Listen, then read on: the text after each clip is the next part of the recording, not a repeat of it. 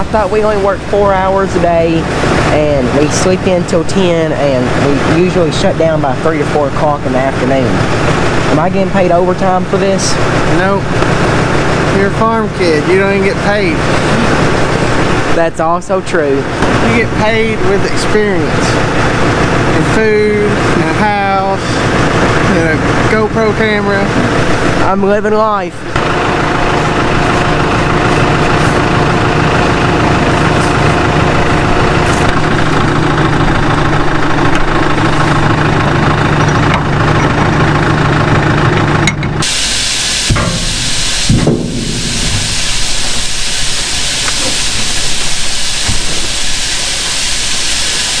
I know that one of you guys commented that our ammonia was going to be really bad and we needed to buy more PLT. And I'm not going to argue with you because you're pretty much 100% on the dot and yeah, we're going to spend more money. But we had a blessing happen. This past weekend we had 60-degree weather.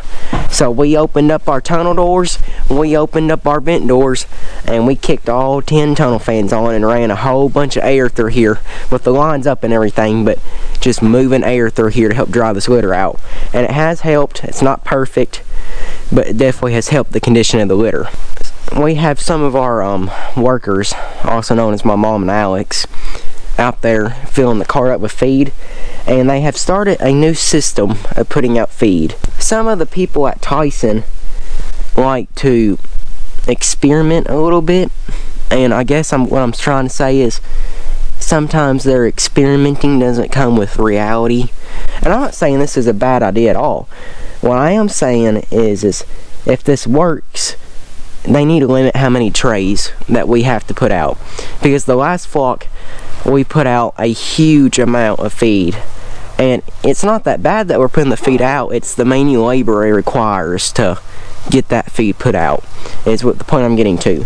So if this system works, that's great, I'm all for it, but they really, if we're doing this and putting out the side orange trays right here, let me find one, there's one on the other side of that line right there, you see those? In the last barn we had all these plastic ones. I mean, it's like every 2 red feed trays there's a plastic tray we have to fill it with the bucket, plus the orange ones every 4 red trays. It was a nightmare. It took forever. I was telling them how we're doing experiments with our feed, or how they're wanting to experiment our feed system and all that. Yeah. And I was telling these guys about how they're having to put out a lot of extra feed to help the bird, you know, get a better start and hopefully put on more weight in the end. And how sometimes reality and textbook don't match up. Well, that's why you gotta experiment. See what sticks. Well, anyways, I was getting to point 2 is sometimes your gains ain't enough to come out to equal to the amount of labor we have to put in extra. Well, sometimes I'll choose my words carefully here. Sometimes people directing the labor don't do the labor. Not on the other end of the shovel don't always see that side of it. Well, anyways, that's the point I was getting to you guys with.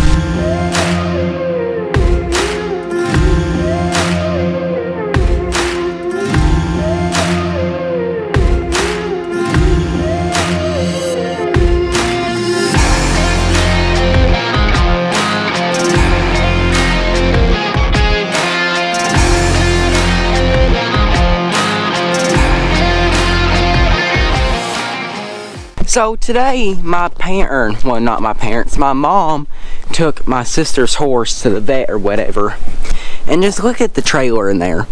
It's full of horse crap. You know, before they started using it, it was always a well-kept, cleaned out trailer. And now since they use it, it seems to be, well, you know, it never gets cleaned out anymore. It's always a mess. Could you imagine that? Now, since my mom and sister are not hired hands here on the farm, it makes it hard to make them do anything. They aren't. Well, my mom's an owner. Alex is not much of anything. She has no power over anything. Nor do I. I just show up here at the GoPro and work. I don't even get paid anymore. So if you got a good job for me, I'm willing to take it. especially if it includes a paycheck. But anyways, the point I'm getting to is I'm messing with them, but it'd be nice if y'all take pride in some of the stuff that y'all use, as in the horse trailer, and like, you know, maybe wash it once in its lifetime, or, you know, maybe grease the wheel hubs or put air in the tires or anything. You know, it could use a bath would go a long way for it. That's a lesson to all you other people. Take pride in your equipment and keep it nice.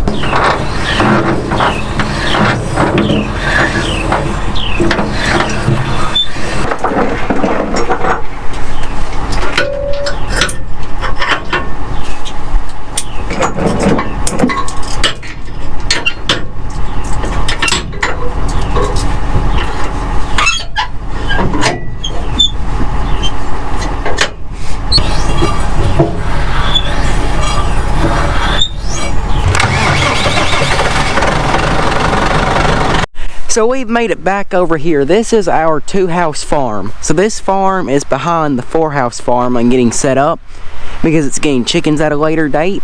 So we brought the pulverizer and the tractor over here. And as you can see, the litter is already spread out. But what we're doing is, it's been super warm these past couple days, so we've been running a lot of fans, and I've discussed it earlier, is pulling air through the barn, so that way this litter gets as much airflow on top of it. So what we're going to do is tomorrow, these lines are getting dropped down onto the ground, so we're running the pulverizer one more time, and we're not going to run it real deep. We're just going to run it right across the top to fluff the top up to help get all that moisture out of the litter that we can. Because I'm sure you guys can see it. You see the dark streaks in the litter there, like over here it's nice and light, then right here it's dark. And I don't know how well you can tell, there's a big dark spot right there against that wall, and sort of down the middle here. That's what we're trying to get rid of. That is what creates your ammonia. Most of you will probably never get the joyful experience to actually smell it. For the ones of you that do, is right now it's not bad because we've been running fans in here and pulling all that ammonia out, and there's fresh air in here right now. But if we shut these fans down and close the barn up, it would build up in here, and if you came in here, you would it's like getting gassed. You know, like the Army uses the gas bombs or whatever. It's like getting gassed pretty much. So it is extremely dangerous, so if you're ever around it, make sure we have full face masks with ammonia filters on them that we wear, or make sure you just don't need to be in it if you don't have something like that. And if it's possible, the best solution is what we're doing right now, and running air through here to get the ammonia out. But just be aware, if you get in it and you can't get out and something happens, it possibly very well can kill you. So you're right here is the mask that I wear when we do all of our litter work.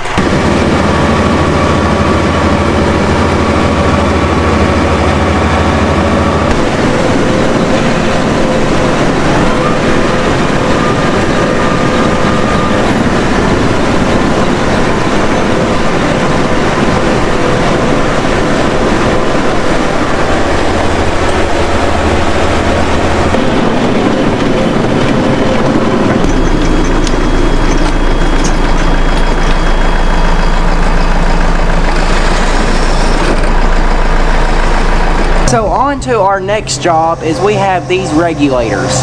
Now these are the thing that control your pressure and our water lines. There are 4 of these in each house, and of course we have 6 houses, so we have 24 of these things. After sitting for a couple weeks to blow their seals out on the inside. So we're going to show you guys the process and why they blow. Well, actually, I don't know why they blow out. I just know they blow out and they start leaking everywhere.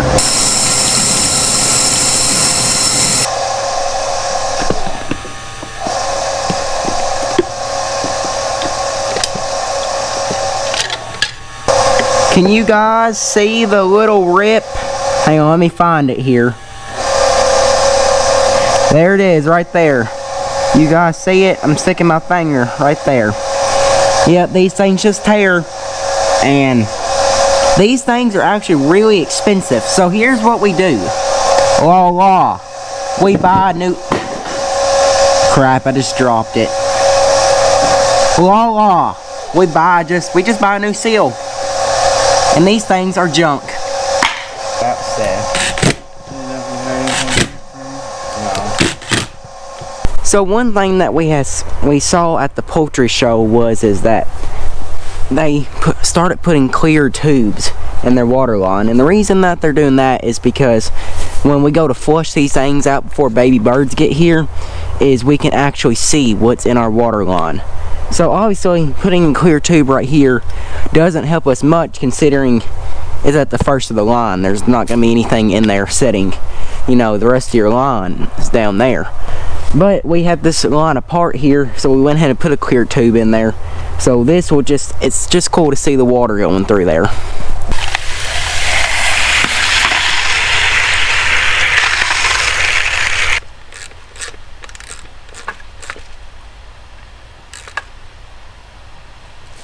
Like I said, there's many of them that blow out. Such a disappointment. Thank you guys for watching this video. Hope that you guys enjoy it. A little bit different, showing a little bit more of the chicken houses and talking you guys through it and showing a little bit more behind the scenes of what goes on. Next video, see that thing right there? Yeah, we're back to that thing. Double trouble.